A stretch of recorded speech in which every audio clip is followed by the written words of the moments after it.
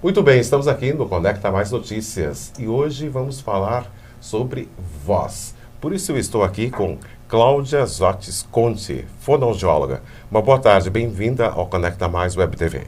Boa tarde, muito obrigada. Estou muito contente de estar aqui podendo falar sobre um assunto tão importante. Tão abrangente, né? Cláudia, então, o que é a voz? Bom, a voz ela é o som. Né? O som que o homem produz, que vai identificar quanto à idade, sexo, tipo físico, procedência, várias características a gente consegue obter, né, através da voz, características da pessoa. Né? A voz ela é a nossa identidade e ela está presente na nossa comunicação e principalmente na questão do trabalho das pessoas, do dia a dia. E o que é a voz? Voz mesmo, né? A voz é o som. É o som que a gente produz na laringe, que é esse órgão que a gente tem aqui no pescoço. E dentro da laringe a gente tem duas pregas musculares, que são as pregas vocais, também conhecidas como cordas vocais, e que elas se movimentam para produzir o som. O que faz as cordas vocais vibrarem, né? Produzirem o som? É o ar que vem dos pulmões e a ação dos músculos da laringe.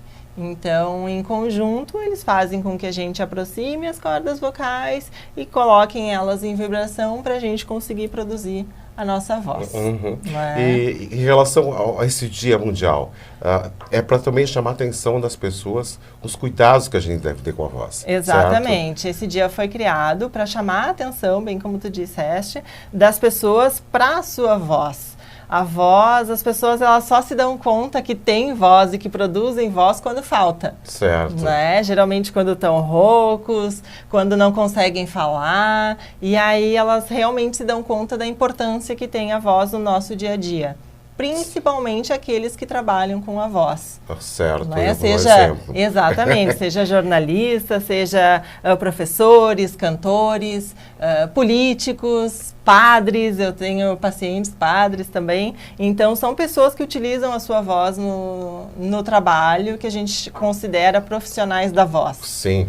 E daí, que sintomas as pessoas podem ter, assim, de que estão com um problema na voz? Com problema na voz. Geralmente começa com a rouquidão, é a famosa rouquidão.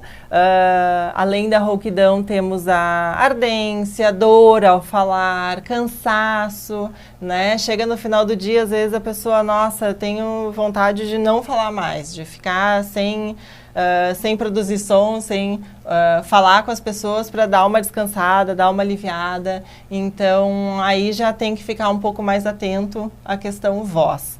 Claro que em situações de gripe, resfriado, a gente sente muita alteração de voz também, mas é temporário. Né? É temporário, no período que a gente está passando pela gripe, pelo resfriado, enfim.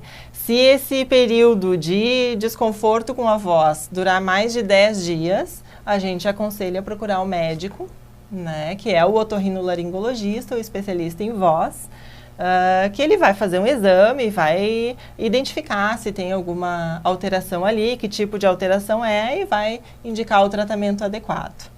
E coisas que não se deve usar, no caso, para não prejudicar a nossa voz. Sempre diz, a primeira coisa é não fumar. Né? O fumo, ele irrita a mucosa de toda a laringe. Além da fumaça ser muito quente, as toxinas do cigarro vão se depositando sobre as cordas vocais e com o tempo ela vai fazer uma reação. E essa reação, ela é pré-cancerígena. Então, a gente sempre recomenda, a primeira coisa, não fumar. Não fumar. Né? Não fumar, tomar cuidado com bebidas geladas. Então, coisas muito quentes ou muito geladas, né, provocam uma reação na laringe. Então, essa reação vai fazer com que a pessoa, na hora que for falar, force mais. E aí fica mais propenso a desenvolver uma alteração de... Bebidas alcoólicas também afetam. O álcool, ele anestesia, né, as cordas vocais e a pessoa acaba não sentindo que está, de fato, prejudicando a voz enquanto está falando, porque força mais. Então, o álcool, as pessoas têm muito hábito de utilizar sprays, pastilhas, drops, isso tudo para mascarar, acaba mascarando né, uma alteração de voz. Quando é em episódios de gripes e resfriados para ajudar a aliviar o sintoma, é considerado válido. Sim. Mas se esses sintomas durarem mais de 10 dias, a pessoa constantemente continuar utilizando, né, vou mascar um chiclete, vou chupar uma bala de menta, hortelã que me alivia, então está mascarando um problema. Então tem que ter atenção a isso também. Mas também a gente pode ajudar, de certa forma, na própria alimentação. A própria alimentação. A alimentação, que coisas que a gente que fazem bem para a nossa voz? A primeira coisa que a gente sempre recomenda é a água. A água, ela é o amigo número um da voz, da laringe. Então, a água, ela atua como um lubrificante da corda vocal. Ela limpa, ela deixa a corda vocal pronta para ser utilizada e ela tem que estar constantemente hidratando, né, as cordas vocais. A gente sempre recomenda a voz, a água em temperatura ambiente, né, nem quente. As pessoas também falam muito do chimarrão, né? Aqui na nossa região tem muito chimarrão. O chimarrão é quente. Ele também não é muito bom se a pessoa vai falar durante muito tempo depois. Então, tomou o chimarrão, eu sempre digo, toma um golinho de água depois para dar uma hidratada, para não deixar tão seca a laringe, as cordas vocais, e aí fica melhor na hora de falar, não fazer muito esforço. Então, a água tem que ser em temperatura ambiente.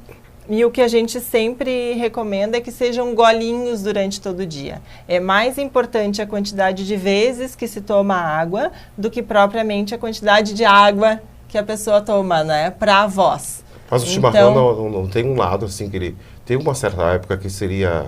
a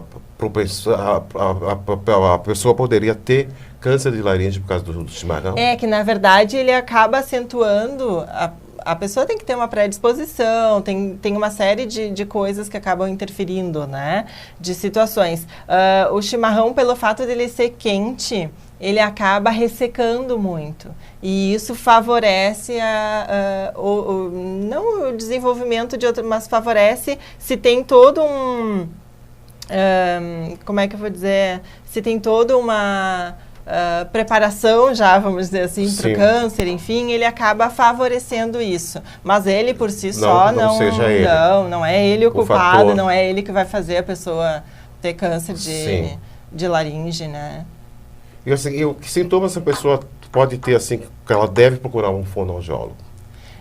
Então, assim, irritação, ardência, dor e cansaço ao falar. Né? A gente estava falando até na questão da alimentação, o que ajuda, né? Que eu falei da água. A maçã a gente sempre diz que é uma aliada também. Ela tem uma propriedade adstringente que ajuda a limpar a garganta. Então, ela pode ser muito utilizada pelos profissionais da voz, assim como o suco de frutas cítricas, limão, desde que seja natural, né? Sem açúcar, enfim, também ajuda a limpar a garganta e deixar ela pronta para ser utilizada. E as pessoas devem procurar o fonoaudiólogo quando daí?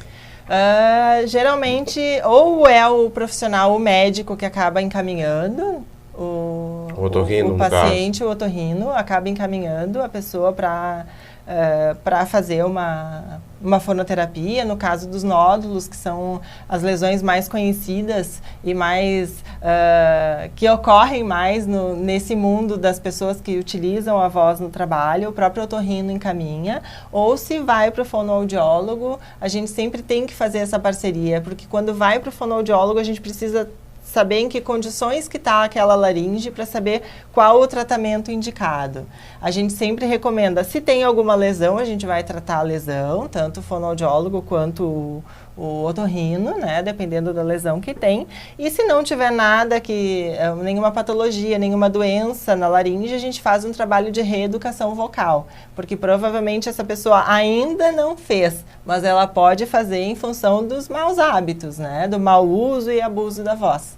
A respiração está muito ligada, né, à produção da voz. Então, às vezes, as pessoas acabam desenvolvendo uma alteração de voz em função de não respirar como deveria, né? Exatamente. Então, às vezes, ela já começa a sentir um pouquinho do cansaço ao falar, né, dessa irritação. Então, já é um indício de que daqui a pouco a laringe pode fazer alguma reação. Então, a gente faz um trabalho de reeducação vocal para que a pessoa consiga falar, né, utilizar a voz no seu trabalho.